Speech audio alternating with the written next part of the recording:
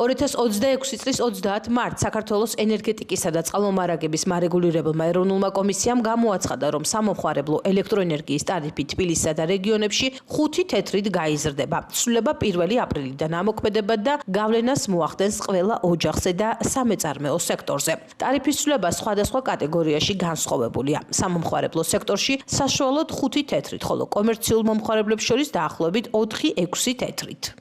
ტარიფის ზრდის უმთავრესი საფუძველი გახლავთ გაზრდილი მოხმარება, ენერგიის გაზრდილი ფასები და ასევე ქვეყნის ელექტროენერგიაზე იმპორტ-დამოკიდებულება მთელი რიგი შემოდგომა ზამთრის თვეების განმავლობაში. ინვესტიციების ჩადების გარეშე კომისია მიიჩნევს, რომ მდგომარეობა გაუარესდებოდა, ანუ უფრო გაიზრდებოდა ავარიები, წყვეტები, აქედან გამომდინარე მოსახლეობა იქნებოდა უფრო მეტად დაზარალებული, დაზიანებული, ისევე როგორც კომერციული სექტორისთვის ელექტროენერგიის წყვეტა ეს არის ძალიან მნიშვნელოვანი დანაკარგი. შემოსული განაცხადების ძალიან დიდი რაოდენობა და 80% ენერგოსექტორში მომხმარებლებისა იყოს ზუსტად წყვეტებთან დაკავშირებული და მიწოდებასთან დაკავშირებული პრობლემატური საკითხები. ავარიების რაოდენობა იყო ძალიან გაზრდილი.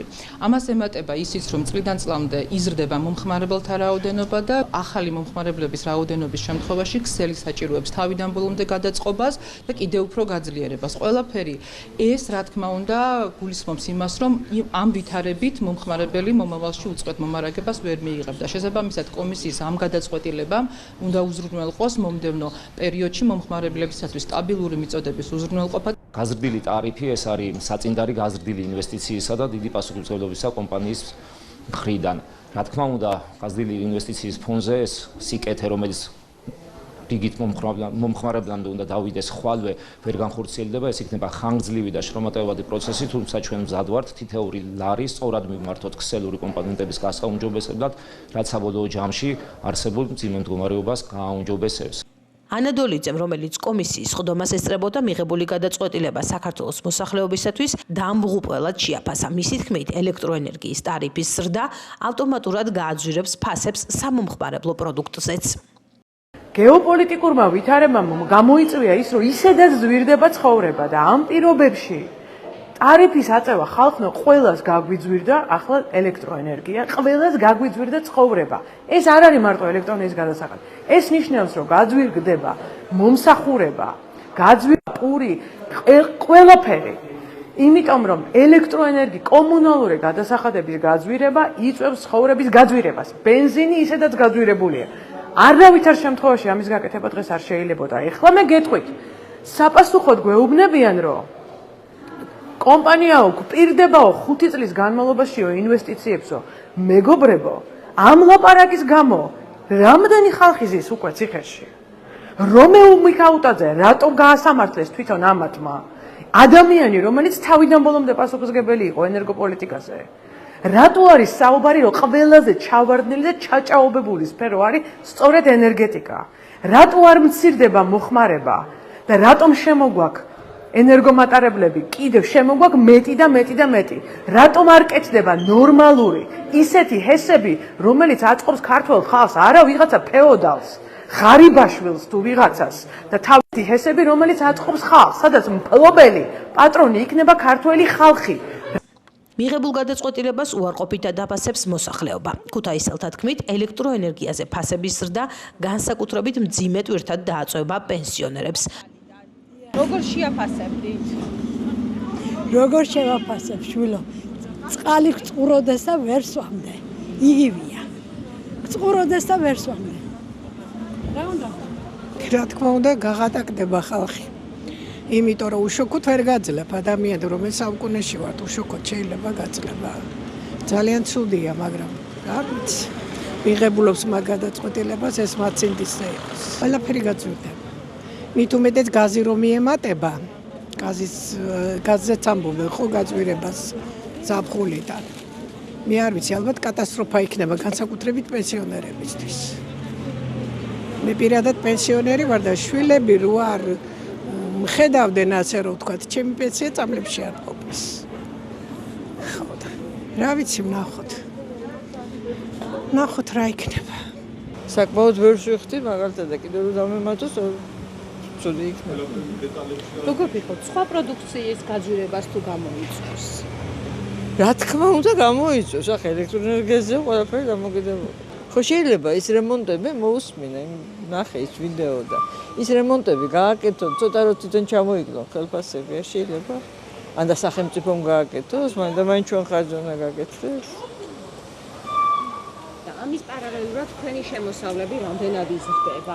არც ერთნაირად. მე პენსიონერი ვარ, რა უნდა გამეზარდოს. რამდენად ყოფით თქვენი პენსია? კაი რა, სუნთქვისთვის. სუნთქვისთვის ყოფნის. ახლა სასურველი და სასემონო არ არის არავისთვის ალბათ. შემოსავლები ცოტა ყველაფერი ძვირდება და პლუს დაემატა, რა ვიცი. შევძლებთ ახლა იძულებული ვართ გათიშვას რაღაცა და რაღაც სხვა რამე უნდა მოიკლო და მე აქეთ არ ვიცი, ახლა დღეს გამოცხა დღეიდან არის ხო მგონი თუ როდიდან? 1 აპრილიდან. ხო, რაღა 1 აპრილიდან ხო და ხვალ არ არის 1 აპრილი, არასასურველი არის, მაგრამ ეტყობა რა ახსნა თვითონ მე არ მომისმენი, ახლა რა დავუდგეს საფუძვლად, რომ აუცილებლობა რამდენად აუცილებლად იყო. მოხმარება არის გაზრდილიო. მე მოხმარება გაზრდილია რა მე მგონი შემცირება ჯობდა ცოტა მაშინ.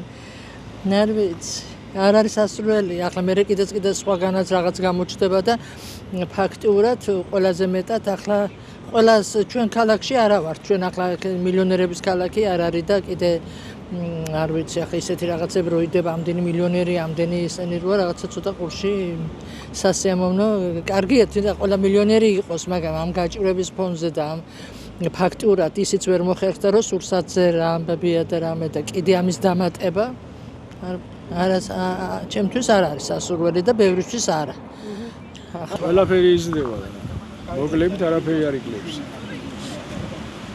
პროდუქტი გაძვირდა, დენი იყო და ესეც გააძვირეს და რა ვიცი.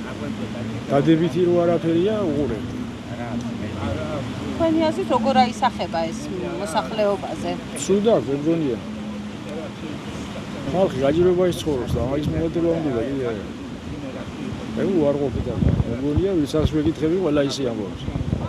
ახლა ბენზინი ძვირდება. ის კიდე უარესია. აგერ დენი გაგვიძვირებს, დენი ხო ყოველდღიური ხო გინდა არ გინდა, მაინც მე ვიყავ და აბა დადებითი რო არ არის ყოველდღე. დენის გადასახადის საერთოდ არ ნავიხდი 88 წლისა ვარ. უნდა მქონდეს შეღავათი საერთოდ ასაკის პენსიონერის. მაგრამ რა ხდება ახლა ისი? დენი ყველაზე კარგი გათბობის საშუალო. მე გათბობას მაგაზე ხმარ, გას არ ხმარობს ერთ გათბობას. ხო და რასაც მე მოვიხმარ დენს, ის ვირდება მანდამაინც. საჭმელს მე გუნა დენს ვერ მევიკლებ. სიცივე მომკლავს. შიმშილს კიდე გოვუწვი. მარტის მეორე ნახევრის შემდეგ უკვე გაზრდილია საწვავის ფასებიც, რისი მიზეზიც არის ახლო აღმოსავლეთში მიმდინარე მოვლენები. ამერიკის შეერთებული შტატებისა და ისრაელის იერიში ირანზე და ირანის პასუხი.